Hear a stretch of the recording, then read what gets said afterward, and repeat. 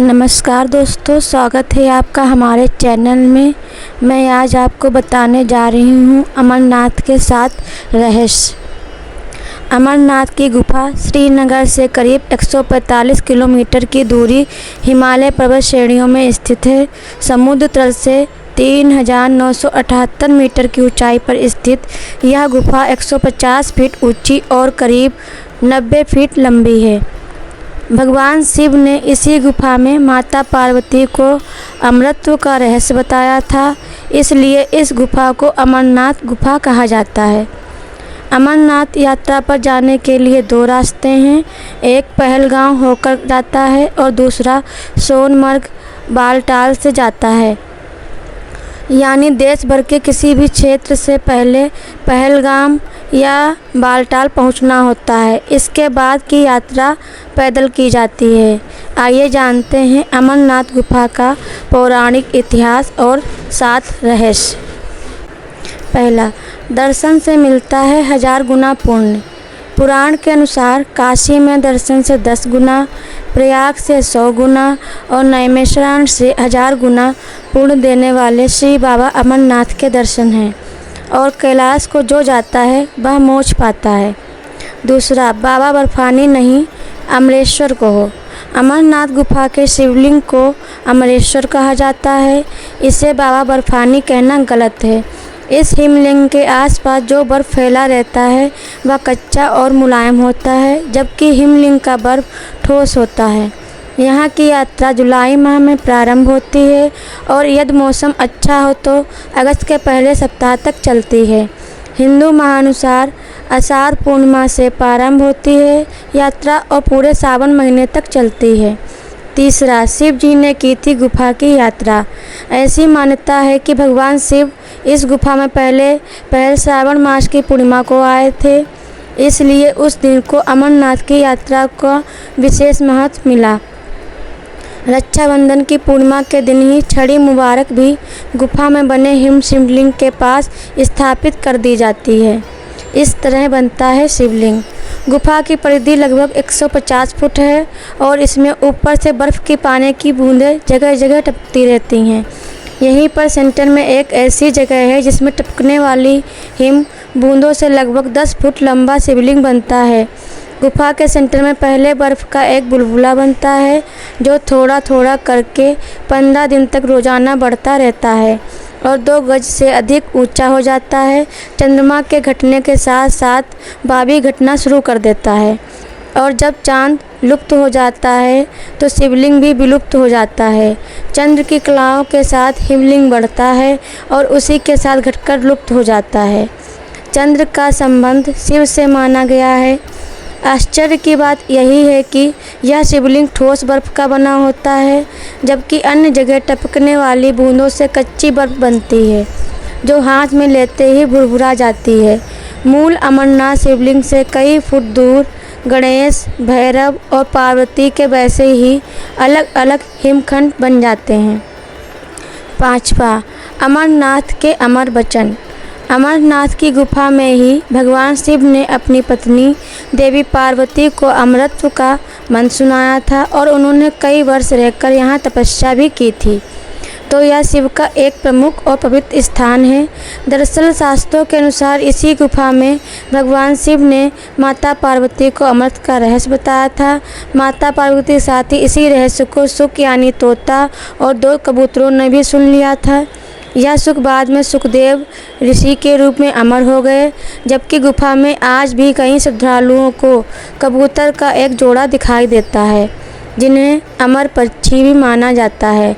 मान्यता है कि कबूतर का यह जोड़ा जिस किसी भी श्रद्धालु को दिखाई देता है, स्वयं शिव पार्वती उस भक्त को दर्शन देकर मोक्ष प्रदान करते हैं। अमरनाथ यात्रा पर जाने के इस गुफा में पार्वती शक्तिपीठ स्थित है। यह शक्तिपीठ माता सती के 51 शक्तिपीठों में से भी एक है। धार्मिक मान्यता है कि इस जगह पर माता सती का कंठ गिरा था। 6ठा, इस तरह पहुँचते थे अमरनाथ शिव जी। भगवान शिव जब पार्वती को अमर कथा सुनाने ले जा रहे थे तो उन्होंने छोटे छोटे अनंत नागों को अनंतनाग में छोड़ा, माथे के चंदन को चंदनबाड़ी में उतारा, अन्य पिस्सियों को पिस्सू टॉप पर और गले के शेषनाग को शेषनाग नामक स्थल पर छोड़ा था। ये सभी स्थान अभी भी अमरनाथ यात्रा के दौरान रास्ते में दिखाई देते हैं। 7वां रहस्य, भगवान शिव मुंड की माला क्यों धारण करते हैं? अमृत की कथा सुनाने से पहले भगवान शिव ने माता पार्वती को उनके इस सवाल का जवाब देते हुए कहा कि देवी, अब तक आपके जितने जन्म हुए हैं मैंने उतने ही मुंड धारण कर रखे हैं। क्या मुस्लिम ने की थी अमरनाथ गुफा की खोज? बूटा मलिक नामक एक मुस्लिम गडरिया एक दिन भेड़ चराते चराते बहुत दूर निकल गया। बूटा स्वभाव से बहुत विनम्र और दयालु था। ऊपर पहाड़ पर उसकी भेंट एक साधु से हुई। साधु ने बूटा को एक कोयले से भरी कांगड़ी यानी हाथ सेकने वाला पात्र दिया। बूटा ने जब घर आकर उस कांगड़ी को देखा तो उसमें कोयले की जगह सोना भरा हुआ था।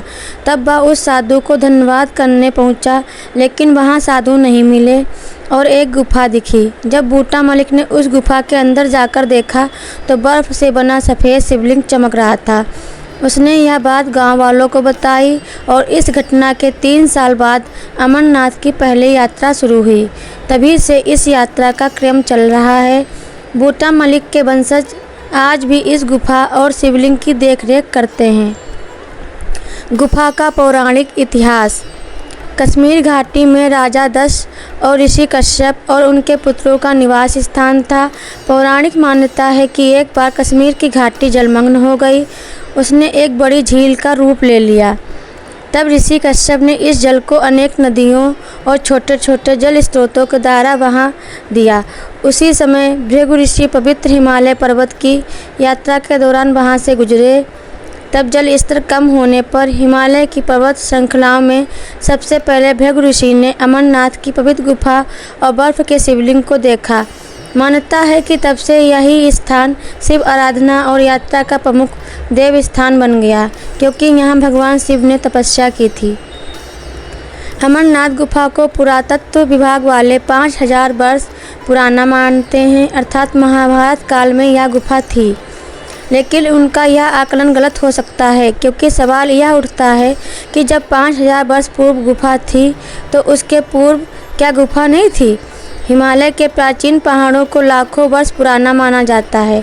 उनमें कोई गुफा बनाई गई होगी तो वह हिम युग के दौरान ही बनाई गई होगी, अर्थात आज से 12 से 13 हजार वर्ष पूर्व। वैसे तो अमरनाथ की यात्रा महाभारत के काल से ही की जा रही है। बौद्ध काल में भी इस मार्ग पर यात्रा करने के प्रमाण मिलते हैं। इसके बाद ईसा पूर्व लिखी गई कल्हड़ की राजतरंगिणी तरंग द्वितीय में उल्लेख मिलता है कि कश्मीर के राजा शाम दीमत 34 ईसा पूर्व से 17वीं ईसा ईस्वी में शिव के भक्त थे और वे पहलगांव के वनों में स्थित बर्फ के शिवलिंग की पूजा करने जाते थे। इस उल्लेख से पता चलता है कि यह तीर्थ यात्रा करने का प्रचलन कितना पुराना है। बृहद संहिता, नीलमत पुराण, कल्हड़ की राजतरंगिणी आदि में अमरनाथ तीर्थ का बराबर उल्लेख मिलता है।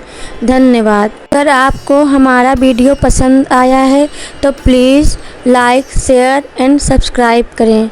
श्री शिवाय नमस्तुभ्यम।